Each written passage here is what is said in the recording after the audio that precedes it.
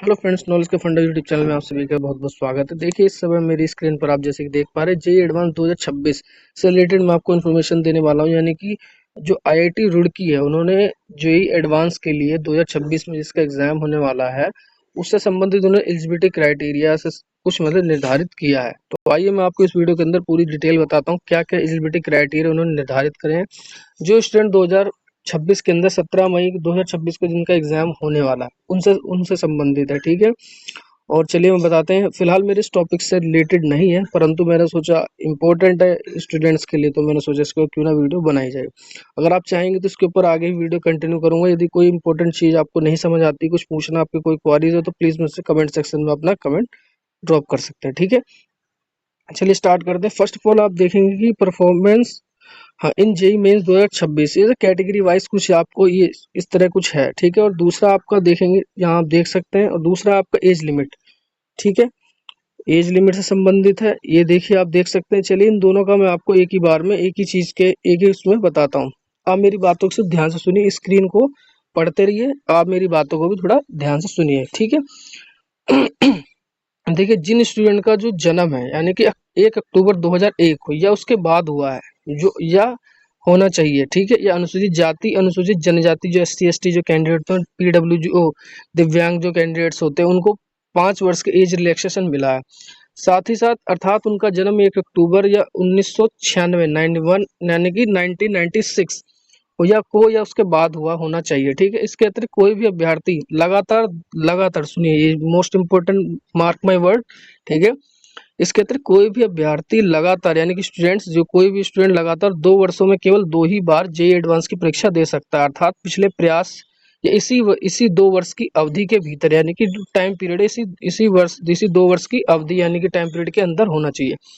और इसमें आता है एक चीज और, देखेंगे आप, नंबर्स ऑफ अटेम्प्ट्स। ठीक है, इसके बारे में सुनिए क्या कहते हैं। हाँ, देखिए, जो परीक्षा यानी कि जो जो परीक्षा के अंदर लगातार 2 वर्षों में केवल 2 ही बार प्रयास करने की करने करने के अपने पुराने नियम को बरकरार रखा है।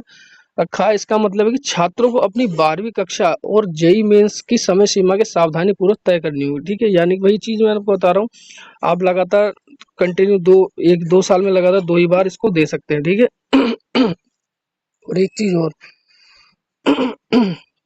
एक ऊपर इसमें आता है अपेयरेंस इन क्लास 12। ठीक है, मेरा तो गला थोड़ा खराब हो रहा है।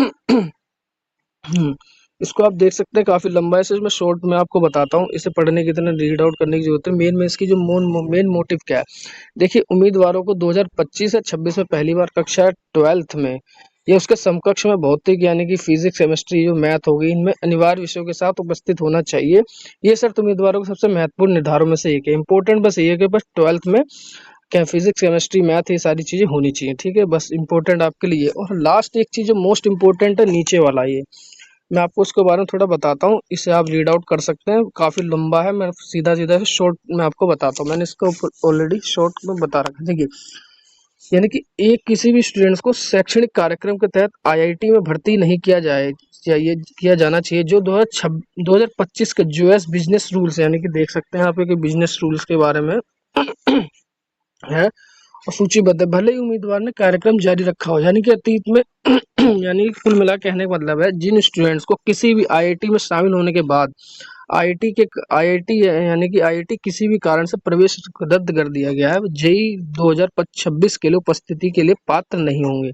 ठीक है, दोबारा से बताता हूँ, जिन स्टूडेंट्स को किसी भी आईआईटी में शामिल होने के बाद या आईआईटी ने किसी भी कारणवश से प्रवेश रद्द कर दिया गया था, वह जेई जो एलिजिबिलिटी क्राइटेरिया 2026 के तहत उनको उपस्थिति पात्र नहीं होगी। ठीक है, ये शॉर्ट में आपको बता रहा हूँ, फिलहाल मेरे टॉपिक से रिलेटेड नहीं है, बट फिर भी मुझे लगता है कि इंपॉर्टेंट है, मैं आपको बता रहा हूँ।